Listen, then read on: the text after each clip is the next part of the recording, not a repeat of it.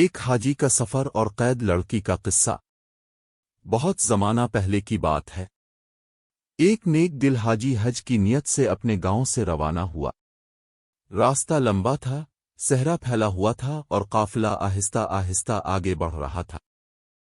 حاجی ہر قدم پر اللہ کا ذکر کرتا اور دل میں یہ دعا رکھتا کہ اس کا سفر خیریت سے مکمل ہو۔ ایک دن قافلہ ایک ویران بستی کے قریب رکا۔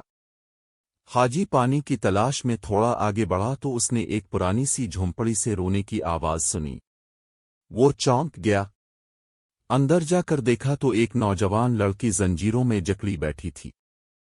اس کے چہرے پر خوف اور آنکھوں میں آنسو تھے۔ حاجی نے نرمی سے پوچھا، بیٹی، تم یہاں کیوں قید ہو؟ لڑکی نے کانپتی آواز میں بتایا کہ وہ ایک یتیم ہے۔ ظالم لوگوں نے اسے زبردستی قید کر رکھا ہے اور اس سے سخت کام کرواتے ہیں۔ اگر وہ بھاگنے کی کوشش کرے تو اسے مارا پیٹا جاتا ہے۔ حاجی کا دل زور زور سے دھڑکنے لگا۔ اس نے فوراً قافلے کے چند معتبر اور نیک دل لوگوں کو بلایا۔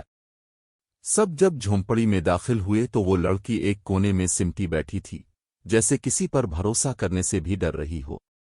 حاجی نے نرمی سے کہا، بیٹی، سچ سچ بتاؤ، تمہارا ماضی کیا ہے؟ تم یہاں کیسے پہنچی؟ لڑکی نے چند لمحے خاموشی اختیار کی، پھر آہستہ آہستہ بولنا شروع کیا، جیسے برسوں کا درد الفاظ کا راستہ ڈھونڈ رہا ہو۔ وہ بولی، میرا تعلق ایک معزز خاندان سے تھا۔ میرے والد ایک نیک اور اللہ والے انسان تھے۔ ایک رات وہ حج کے سفر پر روانہ ہوئے، مگر واپس کبھی نہ آئے۔ لوگوں نے کہا وہ راستے میں وفات پا گئے، لیکن آج تک ان کی قبر کا بھی پتہ نہیں۔ یہ کہہ کر اس کی آواز بھر آئی، ان کے جانے کے بعد رشتہ داروں نے ہمیں اپنایا، مگر وہ اپنائیت جھوٹ تھی۔ پہلے وراثت چھینی گئی، پھر مجھے بیچ دیا گیا۔ انہی ظالموں نے مجھے یہاں قید کر رکھا ہے۔ وہ کہتے ہیں کہ میں فرار ہوئی تو میرے باپ کے نام کو بھی مٹا دیا جائے گا۔ یہ سن کر قافلے میں موجود ہر شخص پر خاموشی چھا گئی۔ فضا میں ایک عجیب سا بوجھ تھا۔ حاجی کی آنکھوں سے بے اختیار آنسو بہہ نکلے۔ اس نے آسمان کی طرف دیکھا اور کہا، یا اللہ، اگر یہ بچی سچ کہہ رہی ہے تو ہمیں ہمت دے کہ ہم اس کے حق کے لیے کھڑے ہوں۔ اچانک لڑکی نے حاجی کے گلے میں لٹکے ہوئے پرانے تعویذ کو دیکھا۔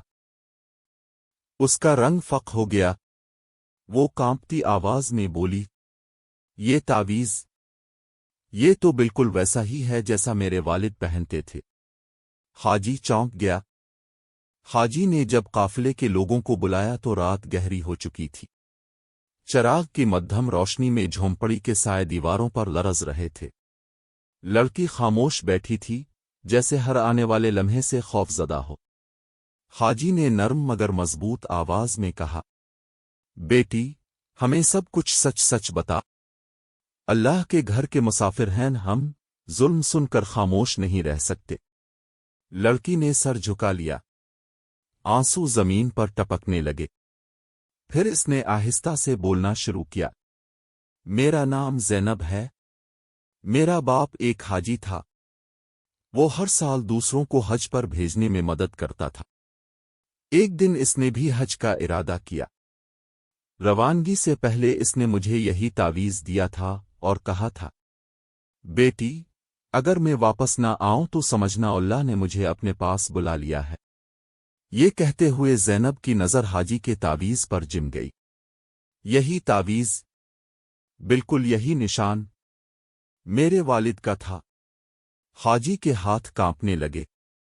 اس نے آہستہ سے کہا، یہ تعویذ مجھے ایک زخمی مسافر نے برسوں پہلے دیا تھا جو صحرا میں دم توڑ رہا تھا۔ اس نے بس اتنا کہا تھا، اگر کبھی میری بیٹی ملے تو اسے آزاد کر دینا۔ یہ سنتے ہی جھونپڑی میں سناٹا چھا گیا۔ سب کے دل دھڑک اٹھے۔ زینب بے اختیار رونے لگی۔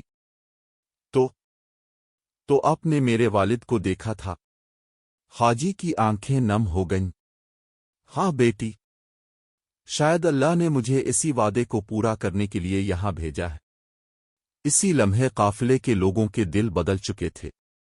اب یہ صرف ایک قیدی لڑکی کا معاملہ نہیں تھا، بلکہ ایک امانت تھی۔ سب نے مل کر فیصلہ کیا کہ خواہ کچھ بھی ہو، اس ظلم کو ختم کیا جائے گا۔ ظالموں کو بلا کر سختی سے جواب لیا گیا۔ اللہ کے نام کی گونج اور نیک لوگوں کی یکجہتی کے آگے ان کا زور نہ چل سکا۔ زینب کی زنجیریں کھول دی گئیں۔ وہ آزادی کی سانس لے رہی تھی، مگر اس کی آنکھوں میں اب بھی آنسو تھے، شکر کے۔ حاجی نے اس کے سر پر ہاتھ رکھا اور کہا، بیٹی، بعض سفر خان کعبہ تک نہیں جاتے، کچھ سفر انسان کے دل تک پہنچتے ہیں۔